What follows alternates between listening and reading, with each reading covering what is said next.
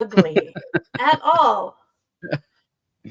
I was just Oh. surprised about how much shorter you are than me. No, I'm only 5'7". I'm tall for my shortness. I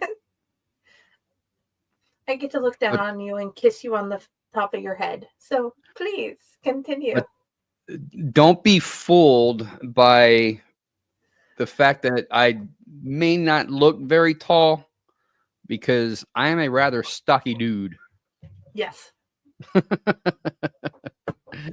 And I can certainly f some shit up. that is true. You are Okay. trained. All right, so we're doing this. We're doing this. Okay. Wow. I should probably give some caveats here that I have not read this book or this story since I was editing it for Inside My Nightmares. So this is actually a cold read, and I do not believe I've ever read this story on one of our podcasts before. So this should be a unique experience for all of us. This is called the 13th Race. The thunder crack made him jump in his seat a little bit. He knew it was coming. He had seen the lightning, but still, he jumped. He hated racing on nights like tonight. The cloud cover made it impossible to see the black top of the road. And when the rain hit the pavement, traction was close to nil. He hoped he could make it at least out to the turnaround point at milepost 13 before the rain started. He looked out at his driver's side window. He could see Kurt Kendrick sitting behind the steering wheel of the Camaro next to him, looking smug, thinking his Camaro had the edge over his hearse. Kurt noticed him watching and made the hand motion gesture to roll down the window. The hearse was built before power windows, so he had to manually engage the window using the tiny hand crank.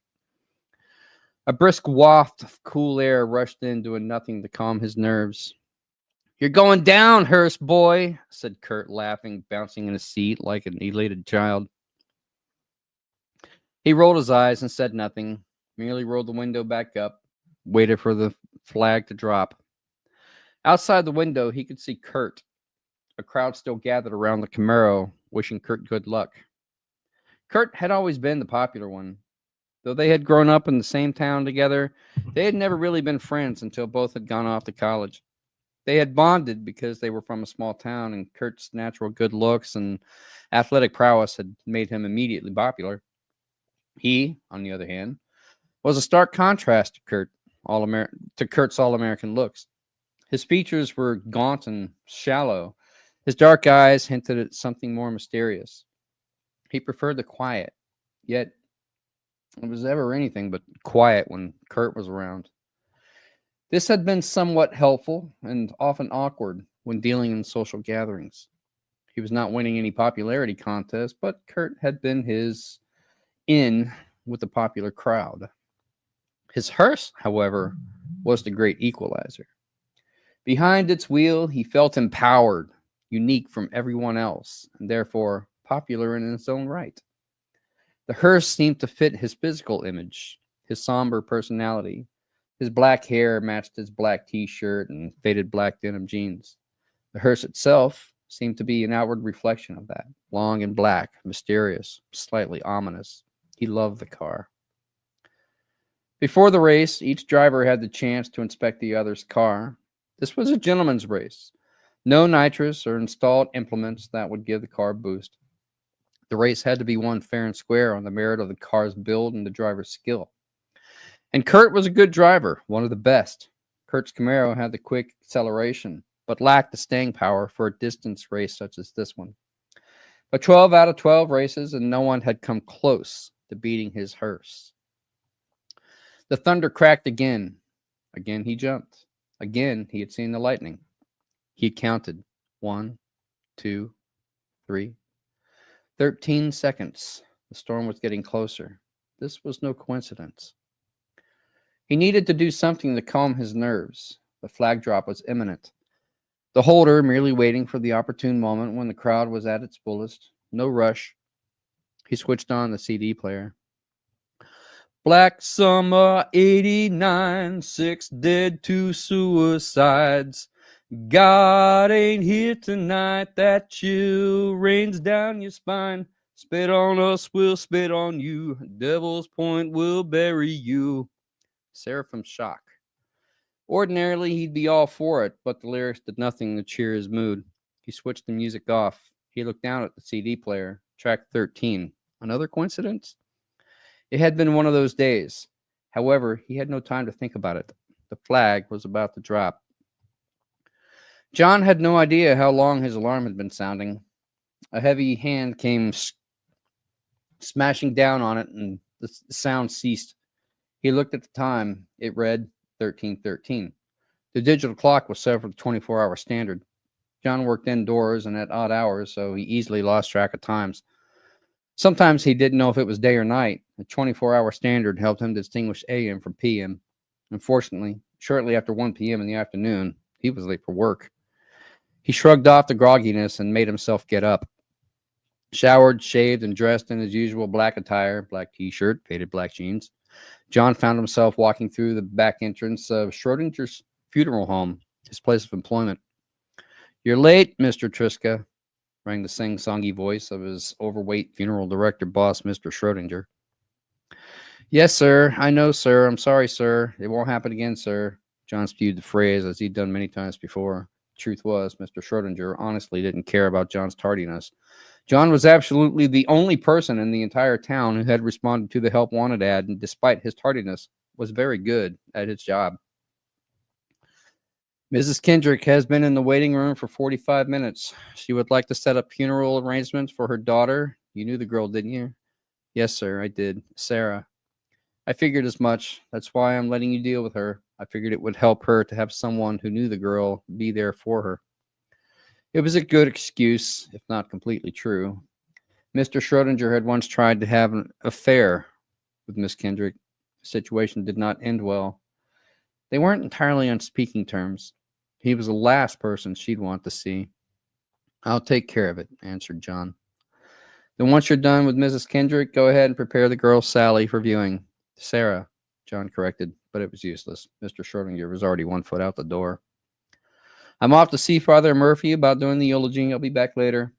Schrodinger called on his hefty frame and disappeared through the doorway, which meant to John he would not be back for the rest of the day.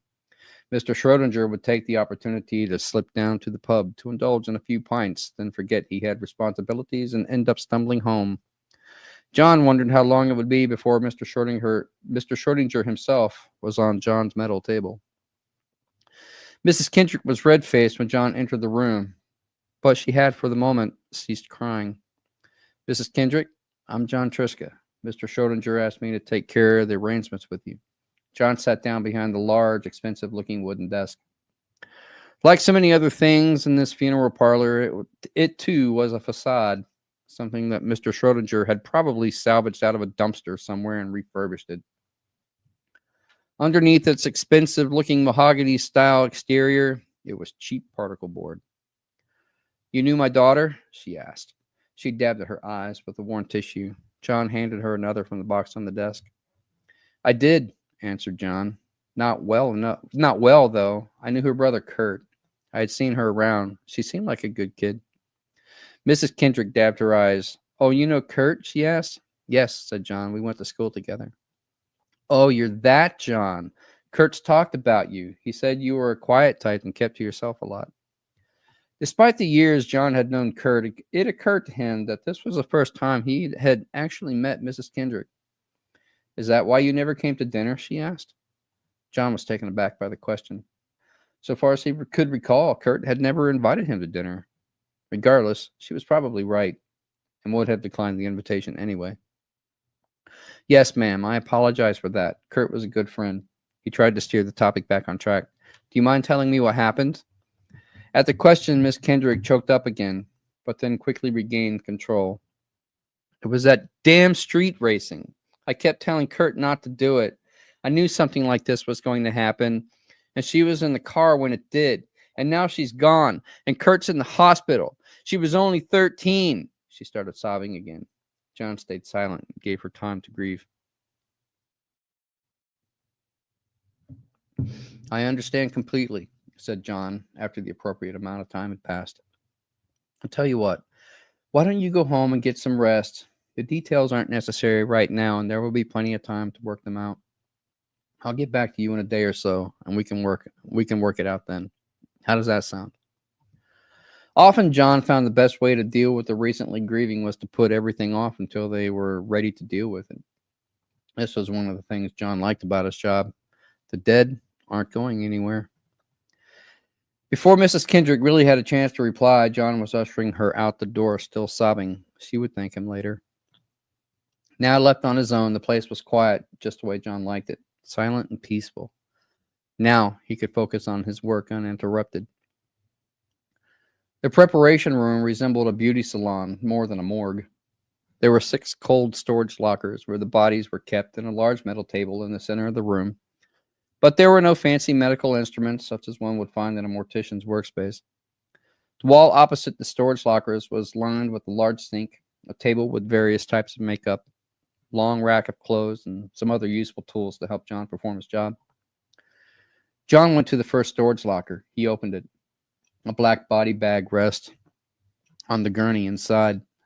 He rolled the metal table over and slid the gurney out on top of it. John closed the locker and returned the table to the center of the room. The body bag was just a formality, really. It was used to conceal the identity of the deceased from the outside world, and often to shield a horrifying and sometimes gruesome sight from the less casual observer. But for John, he inevitably saw it all. He unzipped the body bag. The face of Sarah Kendrick greeted him with no expression, eyes closed, pale skin. She was a cute girl in a pixie way with long, glossy black hair. There was some discoloration around the eyes, but otherwise nothing terribly gruesome. John rolled her completely out of the body bag. Her naked form lay on the table, almost iridescent under the light. Her pert little breasts hinted at her onset of womanhood.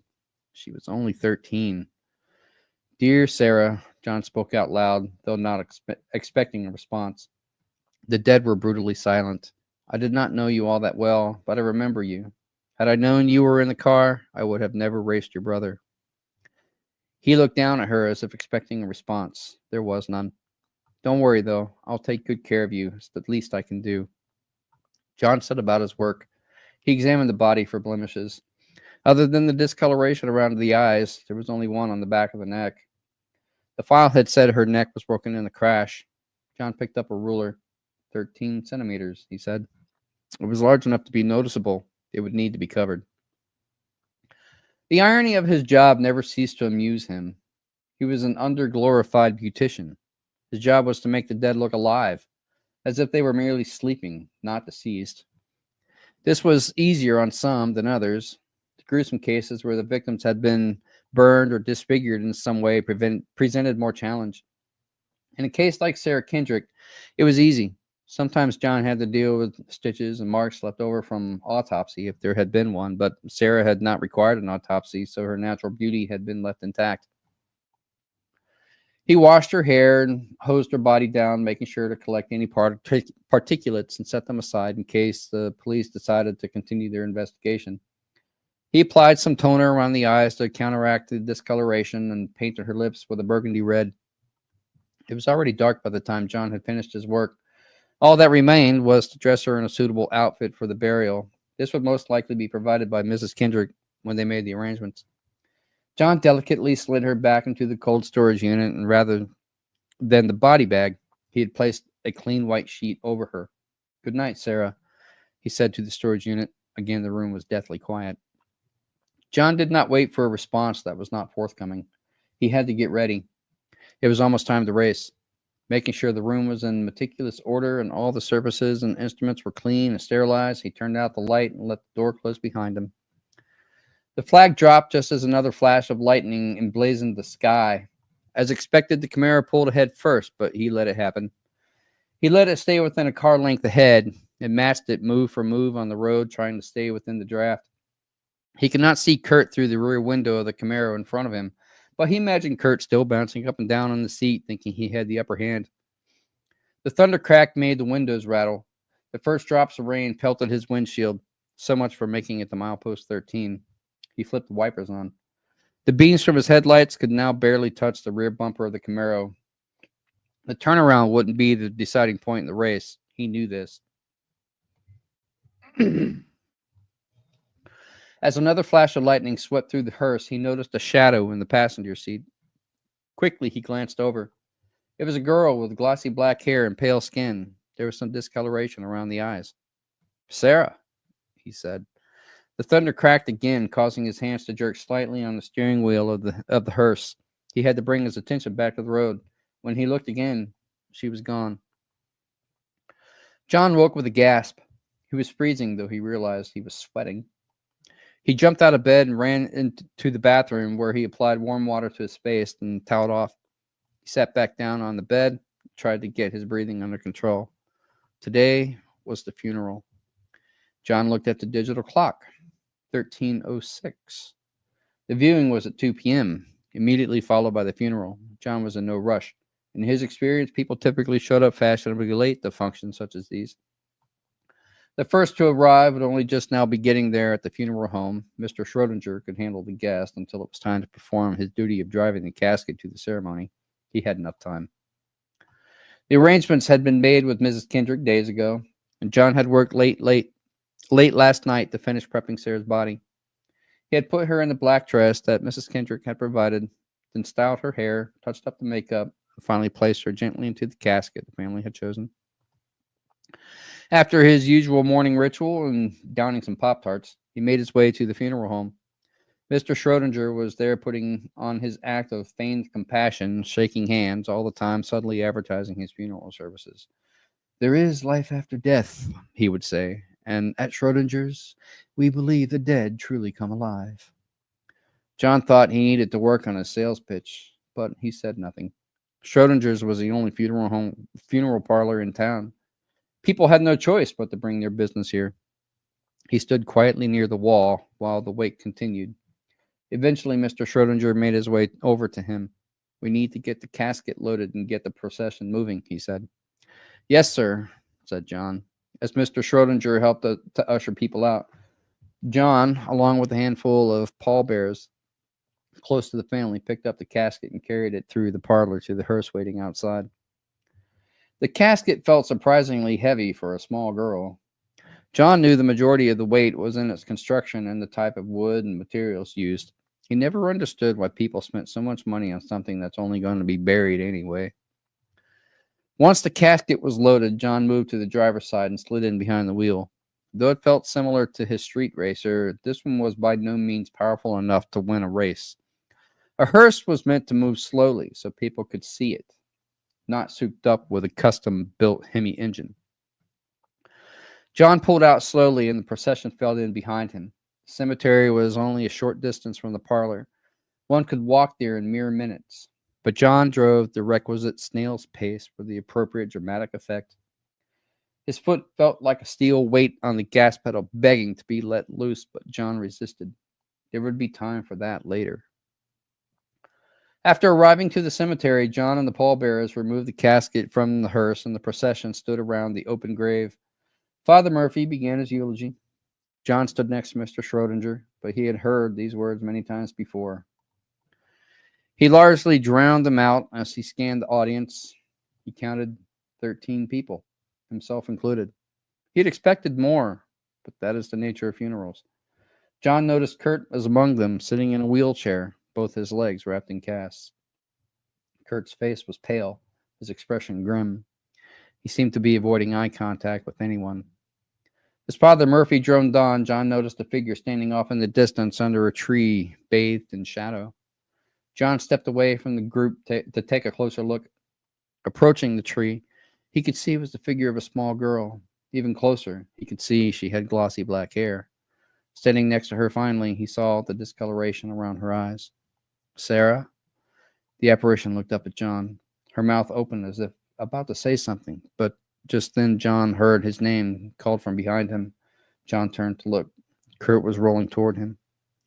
"How are you getting on?" asked John, as Kurt came to a stop beside him.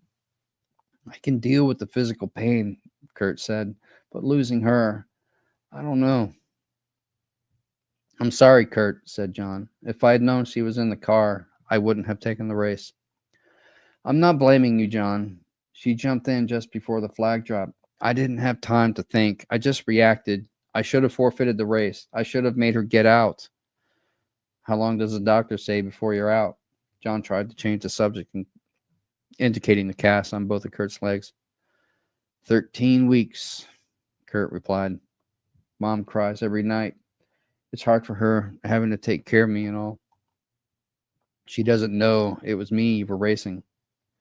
It's more a statement of realization than a question. Nonetheless, Kurt answered it like a question. No, she doesn't. No sense making it even worse for the both of us. The official story we fed the police was that I was driving Sarah home from the movies and lost control on the wet road. How's the Camaro? Car's totaled, man. She'll never race again. What about you? Come on, John. You know better than that. We went to school together. Hell, we practically grew up together. You think this can keep me down? He tried to look brave, but his eyes hinted uncertainty. John did not fail to notice. All the same, started John. Hey, Kurt interrupted. I get it, believe me. I'm in no rush. If I race, I race. If I don't, well, it's not the end of the world. I got nothing but time to think about it. Mm-hmm, John replied half-heartedly. Look, I gotta go. Mom needs me right now. It seemed as good an excuse as any to end the conversation. John nodded but said nothing. Knowing he would not get a response, Kurt turned his chair, headed back toward the group. John turned back to where he had seen the apparition, but it was no longer there. They were inspecting each other's cars. Kurt's Camaro was tight, all original parts in the engine, completely stripped, clean, and rebuilt. It was a beautiful car, worthy of admiration. But the crowd was gathered around John's hearse. It was an old model 1957 Chevy Landau. The original engine had been stripped out and replaced with a 426 Generation 2 Hemi crate engine, 540 horsepower. The inside frame of the car had been reinforced with roll bars. John had done most of the work himself. It had started as a hobby project, but after winning his first race and the prize money along with it, he began taking more of an interest. So why a hearse? Asked someone in the crowd. I mean, how? Where? I mean, who races a hearse? John stepped forward. The car, he began, has an unusual history. The crowd quieted, waiting to hear the story. John always felt awkward in social gatherings, but he looked at Kurt, who had been his source of social strength in college. Kurt nodded as if to say, go ahead. John swallowed, then putting on his best air of dramatics, he began speaking. You remember old man Forrester, right? Well, after he died, this was the hearse that was supposed to carry him to the cemetery. But on the night before the funeral, the hearse was stolen from the funeral home. He knew he had everyone's attention now. Standing by his hearse, the ice broken, he felt strength. He felt confident. He continued. Apparently, two men wanted to use the hearse as their getaway car in a bank robbery they were planning. They stole the money and got out of town, but little did they know, old man Forrester's casket was still in the back. Nobody really knows what went down that night, but when the police finally caught up to the bank robbers, they found them both dead. The police have no idea what really happened to them. There were no gunshot wounds, no signs of struggle, not even a single injury. But both of their faces were torqued in a gruesome expression as if they had seen something unnatural. The police never recovered the money. Old man Forrester was buried, and some say the money was buried with him. He paused for dramatic effect, looking around at the crowd. Some people believe it was the ghost of old man Forrester that killed those two bank robbers, and to this day, his spirit still haunts this very hearse. Now, I don't know for sure, but I tell you, sometimes I feel the car has a mind of its own, like I'm not the one driving it. That could be why she wins so many races. It's old man Forrester forever locked in reliving that night trying to find his grave. Or he just wants to keep all that prize money for himself, exclaimed Kurt. The group laughed. John smiled. It felt like a huge sigh of relief. Inside he was shaking, but he knew he had gotten through another social awkwardness with Kurt's help. You're full of shit, John, said Kurt, patting him on the back. Come on, let's get this race going. John smiled to himself, for he knew Kurt was partly right. In truth, John had purchased the hearse at auction for $1,300. For a fact, it had been stolen, taken for a joyride by some neighborhood kids, but it had not been used in any bank robberies that John knew about. The hearse had ended up gift wrapping a tree. A large branch had penetrated the windshield. The funeral home had claimed its insurance once the car was declared totaled and resold the car as scrap parts. John had done some research and found that in mint condition, the car had an estimated value of $35,000. He had decided $1,300 seemed like a good investment. It had taken more than a year and the majority of his savings and college money, but he had turned the totaled hearse into a formidable street racing machine. Furthermore, there had actually been a bank robbery and the money had never been recovered, though that event had occurred 13 years ago. Old Man Forrester did die around that same time, and this was the very same hearse which had carried his body, but so far as John knew, these two events were not related. However, his employment at the funeral home only lent credence to this urban legend. Therefore, Kurt's assessment that "you're full of shit, John," was not entirely inaccurate. John still reveled in the warmth of the social acceptance. He was disinclined to reveal the truth regarding this esoteric bit of knowledge. The two shook hands, and John slid in behind the steering wheel of the long black hot rod. "John, wait!" It was a female voice. John looked up. She had long, glossy black hair, pale blue eyes, and porcelain skin. "Sarah," John asked, "what are you doing here? It's late. You should be at home." "You think I would miss this? You kicking my brother's butt? No way. I just wanted to wish you luck." "Thanks. I appreciate it. And maybe after you win this race, we can go out for a milkshake or something." She had a coy expression on her face, as if almost too timid to ask a question. Her face was flushed. John had known Kurt for several years, but Sarah had always been too young for him to take notice. But now he saw her natural beauty as if for the first time. She was hanging in his driver's side window, showing cleavage at the top of her baby doll t-shirt, her pert breast hinting at the onset of womanhood. Suddenly, John felt warm. He forced himself to breathe out slowly and consider his next words so as not to crush her youthful case of puppy love. John chuckled. "You're cute, Sarah, but don't you think I'm a little too old for you?" "I'm almost 14, she exclaimed. "Sorry, hun," said John, trying to let her down easy. "Come back in 5 years, then we'll talk." "Sarah," this time it was Kurt's voice. "Get away from there. What are you doing?" "I'm just wishing him luck," she retorted. Then to add emphasis, she leaned down and gave John a peck on the cheek. "Kick his ass," she said.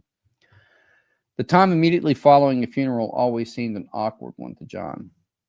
It typically started with the bereaved stating, "I'm fine, really I am," and then someone close to him or her saying, "I don't think you should be alone right now."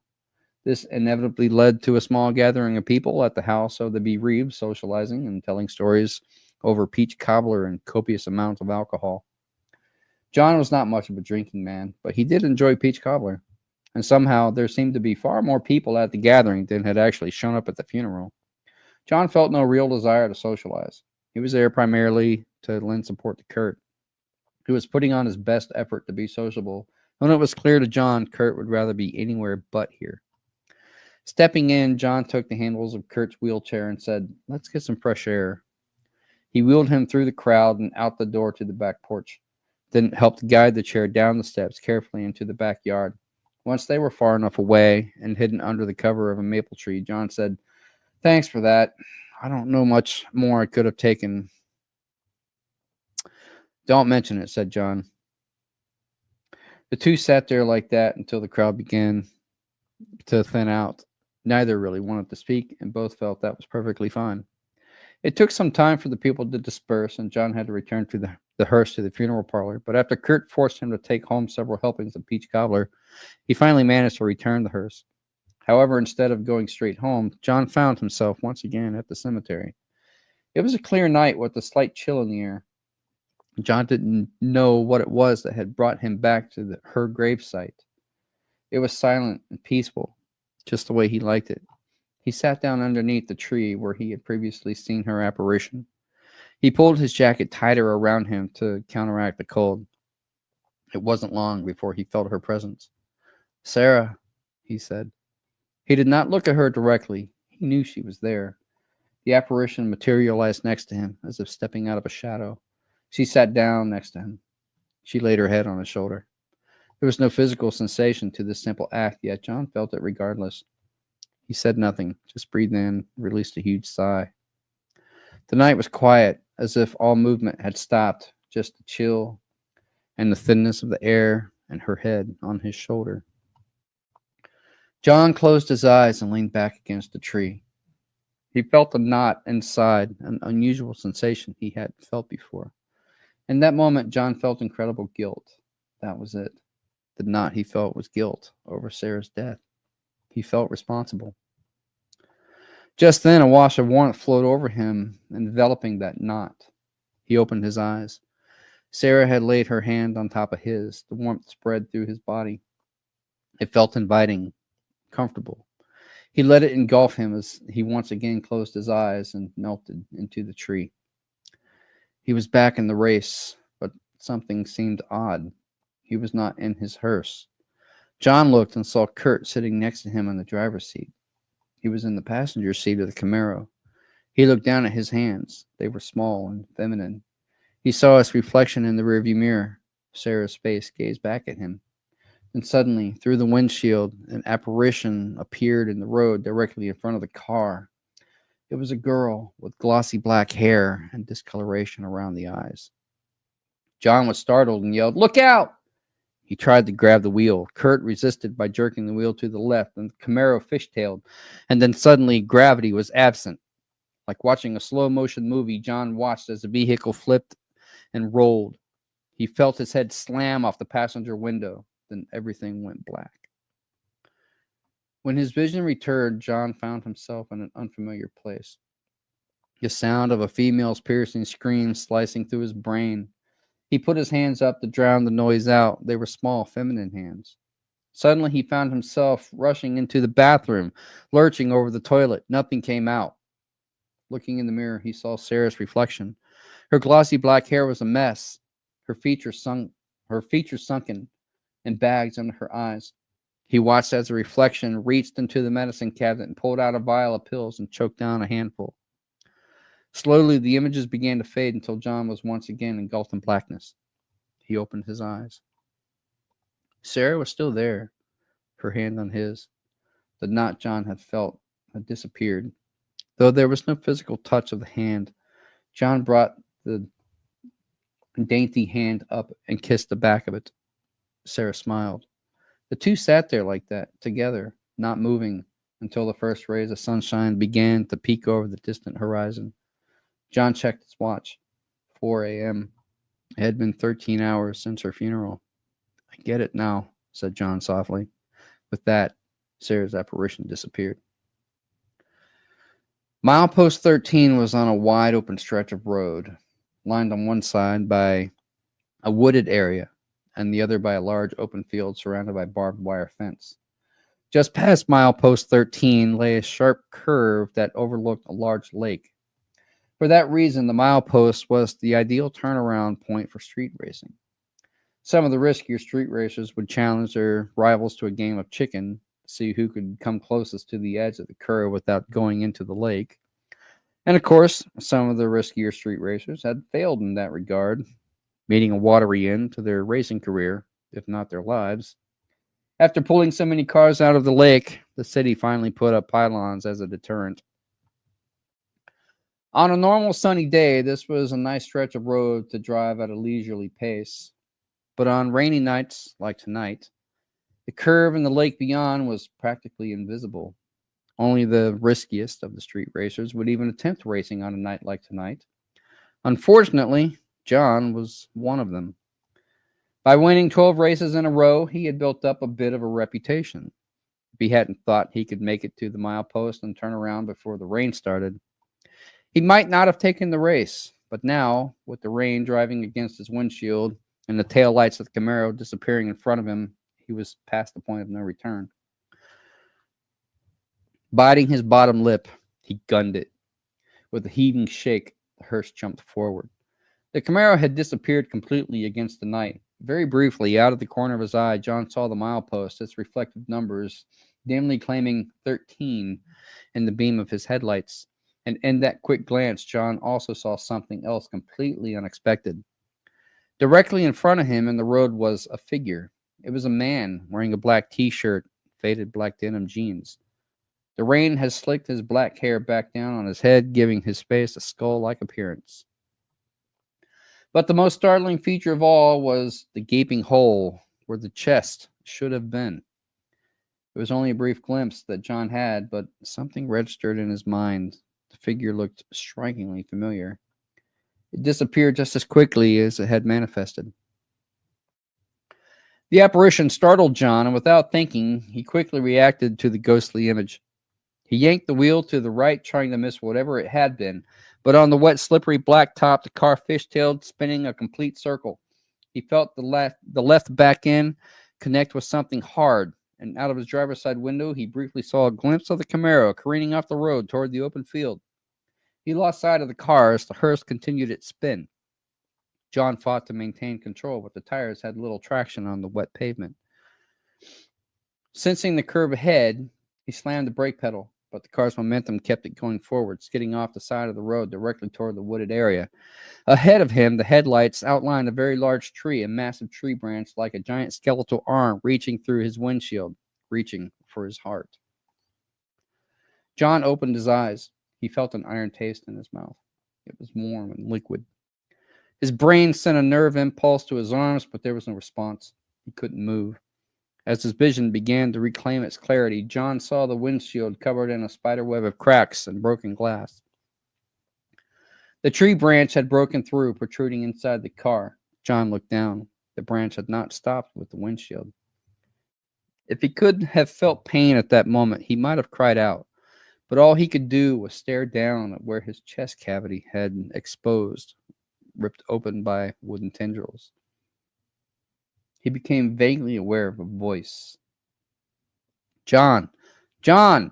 It was Kurt, screaming at him through the driver's side window, which ironically appeared to be intact. "John, the door's jammed. Hang on, we're going to get you out, okay?" "Never mind me," rasped John. "How's Sarah?" Kurt seemed taken aback. "Sarah? She's fine, John. A little shook up, but fine. You hang on, we're getting help." "Then it's as it should be," replied John. "What are you talking about?" yelled Kurt. "You're talking crazy, John. You're in shock. Just relax. We'll get you out." "Just do me a favor," said John. "Just tell Sarah I'm sorry." "What? Sorry for what, John? Sorry for what?" "Tell her I'm sorry, but I'm afraid I won't be here in 5 years." "What, John? That makes no sense. You're talking crazy. Just relax and you can tell her yourself when we get you out, okay?" But there was no reply. "John! John!" Kurt knocked on the glass. Very feebly, John opened his eyes again. "Hey, Kurt?" "Yeah, John." "What time is it?" Kurt looked at his watch. "It's 1:13, buddy. Just hang tight. Help's coming," said John, a trickle of blood erupting from his mouth. 13:13. I get it now. "I don't know what you're saying, John. Just relax, okay? You're in shock." Again, there was no response. "John! John!" Kurt rapped on the glass again, but it was too late. John spoke no more. Sarah woke with a gasp. She was freezing, though she realized she was sweating. She jumped out of bed and ran to the bathroom. The urge to vomit raced up her esophagus with that horrid acid burning sensation which set off her gag reflex. She hunched over the toilet and her abdominal muscles clenched violently, but nothing came out. Her face pallid, her eyes watering, her brain trying to crack through her skull. She applied warm water to her face and then toweled off. She flapped back down on the bed and tried to get her breathing under control. Today was the day. Normally the nightmares were manageable, but today of all days, the dark images that filled her head seemed uncontrollable. But Sarah was bound and determined to do what she had to do on her own, sober, without the aid of the pills the doctor had given her for the nightmares. Sarah lay there for a bit, just letting her body correct itself. She could not close her eyes for fear of seeing the visions again. So she simply stared up at the ceiling, a dull backdrop of blandness. It suited her. Gradually, she finally managed to sit back up. Taking one more moment to breathe a long sigh of relief, she stood up on wobbly legs and went about the task of getting ready for the day.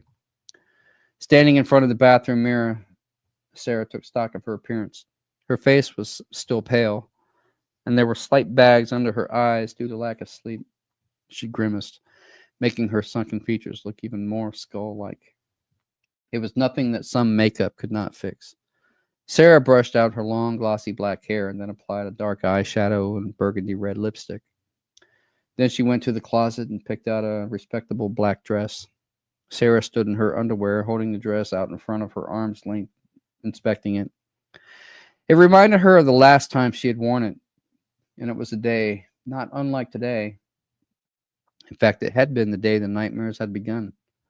The thought made her shiver a little, but she shrugged them off and slid the dress over her body. Once again, Sarah gazed at herself in the mirror.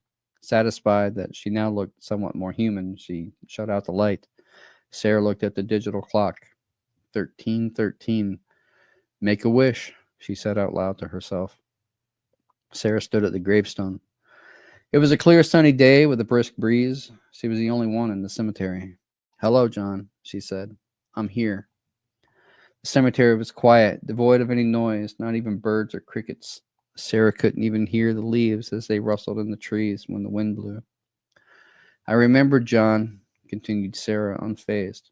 You said come back in 5 years. Well, it's been 5 years, and here I am. I'm 18 now, John. Suddenly, she started to feel the tears well up.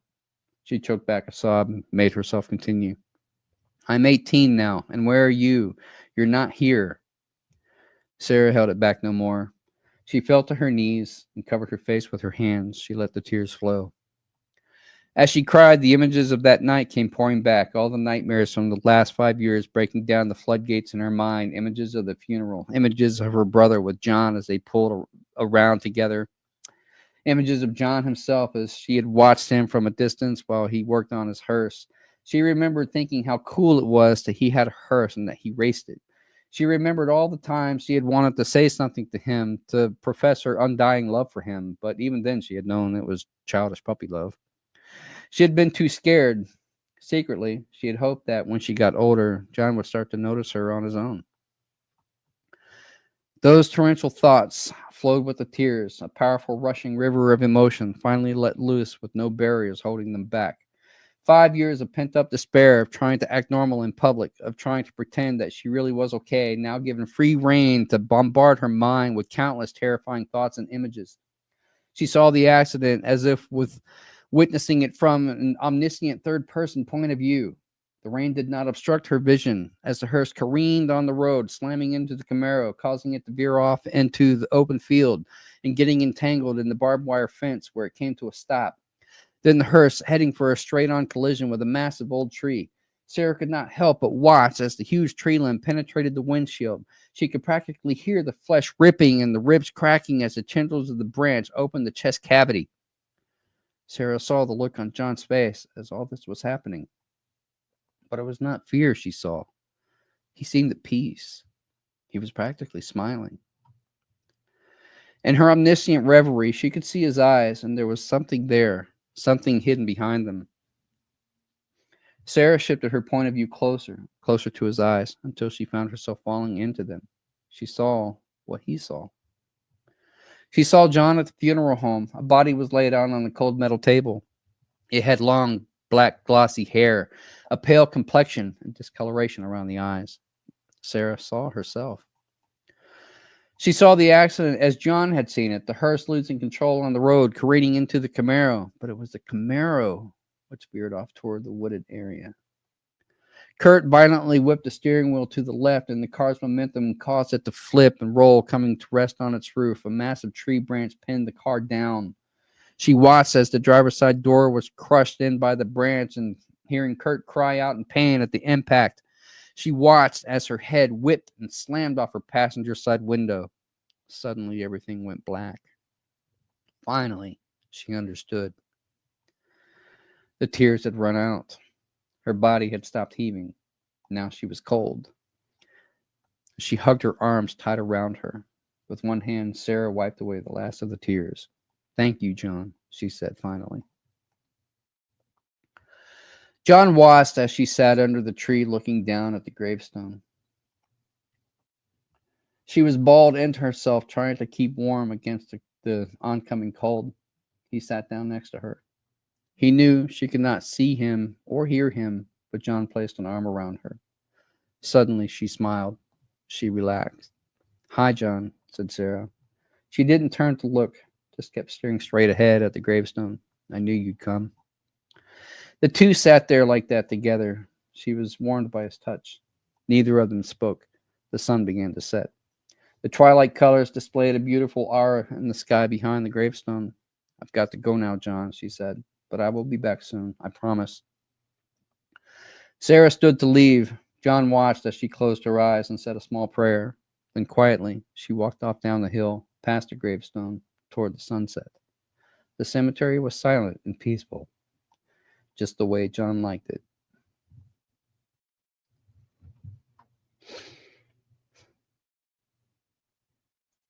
It will